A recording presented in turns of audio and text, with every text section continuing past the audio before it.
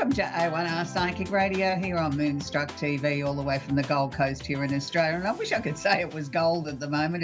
It's actually cold. It's not gold. We've had very little sunshine for the last couple of months. It sort of always seems to be overcast and a little bit drizzly, which is very uncommon for us. Normally at this time of the year, we've got beautiful sunshine and everybody sort of is jealous of winter on the Gold Coast. They won't be this year, that's for sure. So the Simply Tarot card of the week is a rather ambiguous sort of card. Look, my students used to panic when they used to see this card because it's the Tower.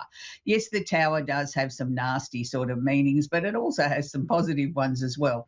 The Tower can be catastrophe or accident. Look, how many times does a catastrophe or an accident happen in your life? Very minimal on a scale out of 1 to 100, and it's probably less than 1. So let's look at the secondary meaning, which is things happening very quickly at lightning pace. Now, that's more the way that I like to look at this card.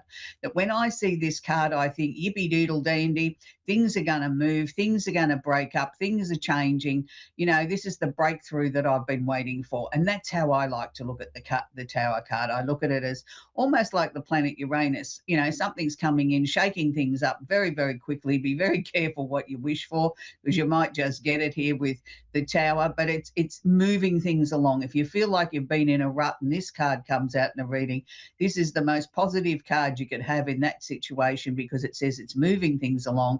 Things are changing, time for opportunities, time for change, time to look to sort of different ways of resolving issues in your life or different opportunities. You know, take that opportunity to sort of apply for a job that you don't think you're qualified for. You might just be surprised. You might just get it.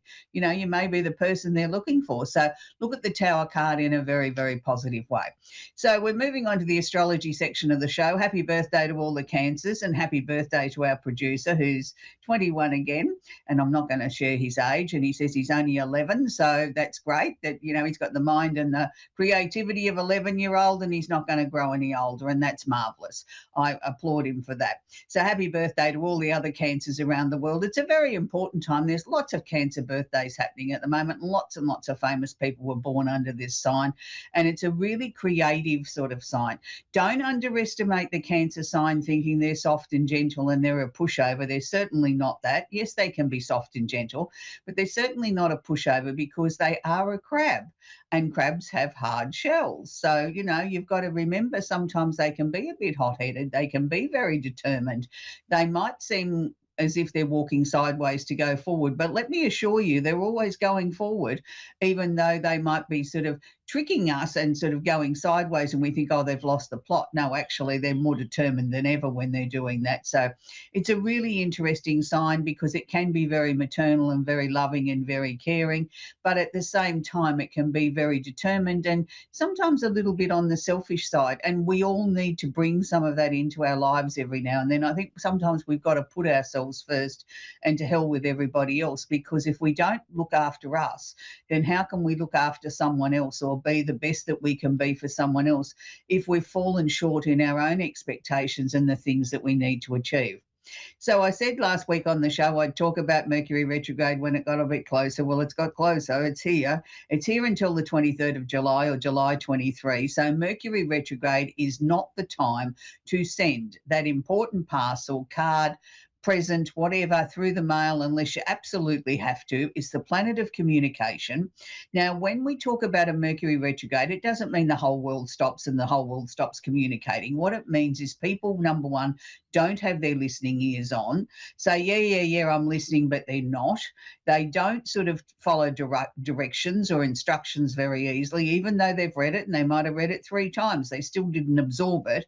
This is the time when parcels go astray. In the old days, when we used to send snail mail, letters were delayed or lost and things never got there. This day and age, it's outages of communication, whether it's a telco or whether it's something along those lines. It's not the greatest time to be having summits in Turkey. And talking with world leaders, but that's another subject. But it's a time when if you've really, really got to have a conversation, or you've really got to go into a meeting that's very important, make sure you've got your listening ears on, and pause every now and then and just check and clarify that the people that you're sharing the information with have got their listening ears on.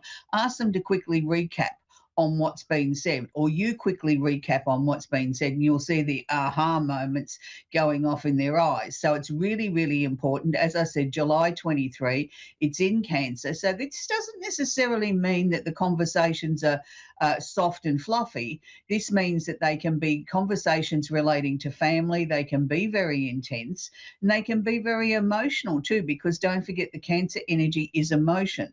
So, the Cancer energy is something not to be sort of ignored, because it can be soft and fluffy and beautiful and loving and kind and maternal, but at the same time it can be incredibly strong and very hard hitting. So just make sure that your communication is very clear, and if you're sending something in the mail, or waiting on a parcel to be delivered, keep tracking it, keep on top of it, because this is when it can be delivered to the wrong place, or it doesn't get there on time, and the frustration just sort of builds. So July 23, Mercury goes direct again. We have this 3 times a year. It's not something new. It's something that we all should learn to adjust and work with. I actually find Mercury retrogrades are good, because it's a time when your thinking is a little bit less cluttered, and sometimes this is when you get the best breakthroughs of new plans, new opportunities, or new ideas that come through, because your mind isn't so cluttered with everything else. We have Jupiter's just gone into Gemini.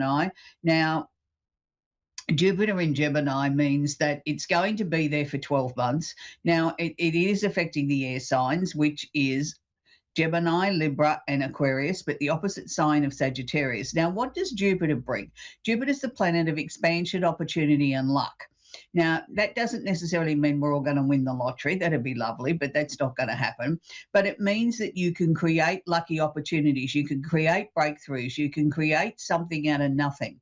And it means that it's your time to sort of shine. So make sure that you're working with the energy of Jupiter. If you want to bring in something new into your life, maybe you want to change your job or get a pay rise or whatever, I wouldn't talk to the boss till after July 23, no matter what your star sign is. And just sort of look at compiling what you want to achieve, and sort of be really definite about it. Look, I believe in the power of positivity, and I do believe in the power of intent. That, if you really, really, really want something, you've got to sort of really believe that you deserve it and it's yours. And, just maybe you'll get your wishes granted. So Jupiter in Gemini for the next 12 months, and it will wash over the other signs, but it won't be as intense or as it is for the first 4 signs that I spoke about. Now, quite often on the show here, I talk about things that aren't necessarily planetary related. I talk about the Arabian parts, or things in a chart that make up, besides the planets that go into an astrology chart. And sometimes I talk about Chiron. Now, Chiron is not a planet, but it's known as the wounded healer. Now, Chiron has just changed energies, and it's moved into Taurus. Now, this is really, really interesting, because he's going to spend a fairly lengthy time there, and he wants Tauruses to completely, sort of slowly, deliberately, and definitely make improvements to their lives, deal with any health issues that they might have, deal with any old emotions, whether they're from this current lifetime or past lifetimes. And I do believe in past lives, and I do believe in that we bring over from past lives some of the karmic lessons, or some of the hurts, the pains, the soul remembers that and hangs on to it. It's sort of like, and guards it for dear life, as if we know we can't let go of that pain that happened 4 lifetimes ago. I don't understand why, in as much as why would we want to carry that forward as like a prized possession? But when we carry it forward, it means that there's something there that has not been resolved. It's still sort of, we're still in pain from it. So we've got to go back and try and understand what it is. Now, for a lot of people, they say, I can't go back into a past life, and that's okay. I'm not asking you to go to a past life regressionist or anything like that. What I'm asking you for is something that's not resolved. So if you had a marriage breakup 20 years ago, and you're still calling them a so-and-so, so-and-so, so-and-so, and still angry and still bringing up emotions there that aren't positive, then that's something that needs to be healed. Now, that could very well be a past life connection, that maybe you've done this dance before 2, 3, 4 times, and this is why the pain is still so intense. And even after 20 years in this lifetime, you can't let go of it. You can't look them in the eye and say, I'm glad you're happy and I'm glad you're not in my life anymore, without it stirring up sort of some past emotions. So be very aware of those sort of things that might come up. There's things there that need to be healed. healed. You've got an opportunity to get some better outcomes on the physical as well. If you've got some physical ailments, I'm not saying we can cure them all, but what I'm saying is we can find some breakthroughs and some answers, and that's really important. So that's predominantly affecting Tauruses. It's not necessarily washing over the other signs. It's for Taurus and Taurus only. We have Neptune, the planet of illusion and delusion, is in Aries at the moment. So, Neptune feels quite comfortable here. He sort of says, well, I'll liven up the Aries a little bit, give them something to think about. They seem to think they know everything and they're always in a hurry. I'll give them a few curved balls to sort of slow them down a little bit and ask them to sort of look at, well, what does creativity mean to you? How are you going to work with it? What are you doing about it? Oh, it's all too hard. We'll look at it tomorrow. And then Neptune will come back and say, well, hang on, I'm here again. What are we going to do today? So it's a time to sort of maybe honour and slow down a little bit and lean into your creative side. And creative doesn't always mean you're a songwriter or a painter or an artist or something. You can create something out of nothing. Baking a cake is being creative, in my opinion. So just look at getting into that sort of softer side of your personality. We have Saturn conjunct or holding hands the moon, and the moon is conjunct or holding hands the part of fortune, also in Aries. Now, I don't often talk about the moon because it moves so quickly. Every 2.5 days, it's gone into another sign. But when I see a stellium, which means 3 planets together or 3 planets and an Arabian part together, I feel it's something we need to talk about, because particularly with Saturn leading the charge, if you can imagine Saturn being the engine of the train and the moon and the part of fortune are just the carriages flip-flopping behind, Saturn is asking us to become so much more disciplined, is asking us to become aware of what's going on around us. Now, this is particularly affecting the fire signs, which is Aries, Leo, Sagittarius, and the opposite sign of Libra. So Saturn here is asking us to sort of be aware of the things that are going on around in our lives. Is there something that needs extra attention? Is there something that we need to be more disciplined about? Is there something there that we feel is holding us back or restricting us a little bit? For some people, it may just be that they're feeling a little bit more tired than usual. They haven't got that same get up and go. Well, that's the time to honour that. Saturn's asking you to slow down a little bit. Sometimes by stopping and smelling the coffee or the roses, we get more done instead of pushing ourselves to a point that we make ourselves sick or we can't achieve what we're trying to achieve because we've got no fuel in the tank. So with Saturn here conjunct the moon, it's asking us to look at things that might be emotional. It's asking us to look at the things that trigger things in us, that make us upset. Is there something there that maybe we haven't been dealing with, that we've been shoving under the rug? Do we need to pull it back out and have another look at it? And it's also conjunct the part of fortune. So the part of fortune is not necessarily we're going to find that pot of gold at the end of the rainbow, but it's telling us that we can find more good fortune or happiness in our lives if we deal with what Saturn and the moon is trying to ask us to deal with. So Saturn's asking us to slow down, take a good, long, hard look at what's happening, but also explore our emotions. What is it that we're not dealing with? What have we shoved under the blankets? What have we sort of put away in the closet and said, we'll deal with that tomorrow? Bring it out, look at it, and look at that this is going to set us free. This is going to give us the opportunity to be able to break a lot of these barriers and move forward and say to ourselves, this is a time when we can sort of definitely move forward. It will wash over the other signs, but not quite to the same degree. So, if you're feeling a little bit restless at the moment, it's more likely to be Mercury retrograde than it is anything else. So just be aware of your communication, please. I can't emphasize that enough. Make sure you've got your listening ears on, but make sure if the conversation's important, the other person has their listening ears on too, because I can assure you they're distracted. They're not really listening. They tell you they are and they're going, yeah, but they're only absorbing every 10th or 20th word. They're not really intently listening. So if it's a really important conversation, then make sure that you stop. If it's something that you can deal with after July 23, all the better. And the same for any contracts that you might need to sign or anything of a legal or a government situation. If you have to deal with something and you have to sign your name to something before July 23, my suggestion is print it out and read it out aloud. By reading it out aloud, quite often then we pick up a mistake or something that's not quite right. Many a house contractor's fallen over under a Mercury retrograde because somebody's put in the wrong figures. So I can't stress that enough. If you've got to check your bank balance, whatever, make sure that you go through it with a fine tooth comb.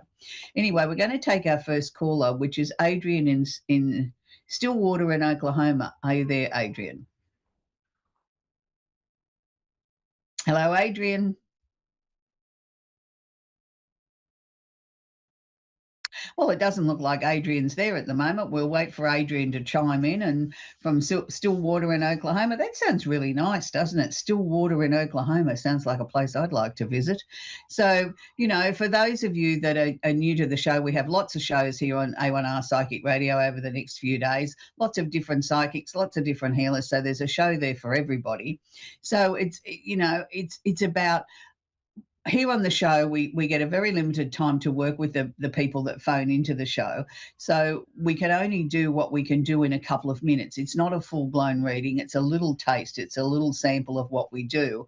And it's interesting because sometimes people sort of get a little bit nervous or, Mercury retrograde with Adrian, maybe the phone's dropped out or, all of a sudden we don't have cell service or something like that. So it's always interesting with Mercury retrogrades because, no communication is necessarily. Are you there, Adrian?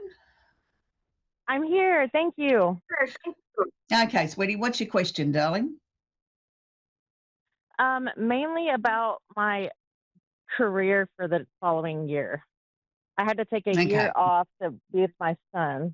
I'm just wondering mainly about what next year looks like for me. Being with your son was obviously very important. Otherwise, you wouldn't have taken that year off. So with you having taken the year off, are you returning back to the current job? I felt there was something new. Are you going back to the same thing? This would have been my 13th year, and I plan on going back to what I was doing. Yes, but yeah. But could they put you in another role when you go back there, do you think? Oh yeah. Oh yeah. Yeah, because to me it wasn't returning to the actual role that you're in. I should have been a little bit clearer. I wasn't saying you weren't returning to the same job, the same company, but I saw them putting you into a different role. And at first it sort of feels a little bit prickly. And it's like, oh, I don't know whether I really like this. And I want to suggest to you that give it 3 months, because I actually think the role itself will grow on you. It's just sort of like when you first got there and things aren't as you expected them to be, it's sort of like, well, I'm not sure this is what I want. And I think because there's going to be such an adjustment going back to work after 12 months off and, spending time with your beautiful little son, and that's very important as a mum, it sort of changes your perspective on what is real and what you want out of life after that. I think when you become a parent, your whole perspective on the world changes. And so it should, because you've got a little person that you're taking care of and molding and helping them grow and, grow up into a beautiful human being. So, of course, things change. But the company themselves, in the time that you've been away, it's almost like there's been a shift in the energy of what they believe in or what's their company motto, even though it's not written in stone. You walk in there and you feel it, as if, something here doesn't feel right. Something has shifted. And it's not just because I've been away for 12 months. It's like, it's got a different energy about it. I don't want you to be alarmed by that. I mean, yes, of course, things have changed in the time that you've been gone, but I think you're looking at things in a much more sensitive way, and that's not a bad thing. So it's sort of like, keep to yourself, but sort of absorb the energy, have a good look around at what's going on. But I do think you will resettle back into a role there. And as I said, it could take 3 months. They put you into a different position, and that's good. But I think it's going to stretch you a little bit, and I think it's good for you that you're going to be stretched like that. Okay. I don't see you leaving that company and going somewhere else. I just see you in a different position. Okay, awesome. Well, yeah, I appreciate it so much. Thank you. Yeah, but I was just before you go, sweetie, there may be a little bit more flexibility that's going to be offered to you with this other role as well, that sort of fits in with the work-home balance a little bit better, which is good too. Awesome. That is great news. Okay, sweetie. Well, lovely to talk to you. Thank you so much. I really appreciate you. You're very welcome, sweetie. We're going to talk with Sue Ann in Leeds in New York. Are you there, Sue Ann? Yes, I'm here. Do you have a question for me, please, Sue Ann, that I can answer? Yes, I'm looking for another job, and I have an interview next week for Mhm. a school, and there's a possibility of a podiatrist's office. And I'd like to know if I might receive either one of those as a position. Look, I think there's more than one opportunity around you, and not just the two that you've got your heart set on and a little bit at the moment. I think there's another two besides. So there's certainly going to be a job for you. It's really difficult for me to pin down and say which one it's going to be, but I'm not sure from what I'm being shown it's either of the two that you've got on the timeline at the moment. I think there's another one that's going to come along that's even better, that sort of might even pique your interest a little bit more. But I definitely know that there's work there, and you will be returning to work within the next 2 to 3 weeks, as you know, commencing the job. So there's definitely work there. It's interesting though, because I feel that you agonized over what direction you wanted to take when you started looking for another job. Was that correct? That you were sort of really trying to make sure this time that it really fits you, that it's what you wanted? Yes, I have a I have an offer of a position um, with one, and I've tentatively accepted it, but it's not what I really would like to do. What? No, you want something better than that. That's good, because that's what I was picking up, that there was something sort of sitting there, but there was something, if you can wait even a day or two, there's something else that comes along that's, yes, this is what I want. You know what I mean? It's like this sets my heart on fire. I'm excited that, so if that's one of the ones that you spoke to me about, then that's good. But I just sort of felt that there's, yes, you've tentatively taken one, but there's more than one opportunity. There's sort of like two or three that are going to be offered to you, definitely two, and a possibility of a third. But the third one might come in after you've got the position that you really, really want, and you think, oh, well, that would have been a good backstop, but it still isn't as good as the one that I really wanted. So, look, I think 2026 is going to be a year where you can really sort of get your teeth into it for the remainder of this year, and make things happen for you, Sue Ann. It's your turn now. I think, you've given to everybody else. It's now time that you start to see a little bit of reward for your efforts for yourself too. So once we get the job nailed down and you get sort of settled in, and towards the end of the year, are we looking to make some sort of changes to where you're living? Because I've got question marks around where you're living. Like, where do I start? What do I do first? No, no, I own my own home, so I won't be leaving. I won't be I'm not leaving talking that, about so I leaving, might I'm make talking changes. about maybe making some modifications or buying a new couch or something. It's like I want to make it prettier in some way. Well, that I might do, but yeah, that's a possibility. But first, we have to have the better paycheck first. So Oh, absolutely. That's what I said, towards the end of the year. And then it's like question marks, where do I start first? Like you're settled into the job, you've got money coming in, you've caught up on your bills. And then it's like, oh, good, I can look around the house and see what I'd like to change or what I could improve, or something that's always been out of reach that I've never been able to comfortably afford. And it's like, that's why I got the question marks, like, where do I go first? Like, to me, there was three things that I was looking at I'd like to do, and it's like, well, which one's the most important? Or, do I dare spend the money on the most expensive one first? And it's sort of like, but it's a nice position to be in, Sue Ann. That's what I was trying to share with you, that it was sort of like the job really settles, you're really comfortable with the job, you feel secure there, and then we can sort of turn our attention onto things that are important but weren't at the top of the list. You know what I mean? They were nice to have, not necessarily a must have. And that's a really nice position to be in. So have you also been working on yourself too, Sue Ann? yes, I want to see you yes. continue with that, because I feel that there's still more to learn or more to discover. It's like, how can I put this? You're a very strong woman, and I think you've always pretty much relied on yourself. So it's going to be hard to be able to sort of suggest to you that sometimes we've got to ask for help.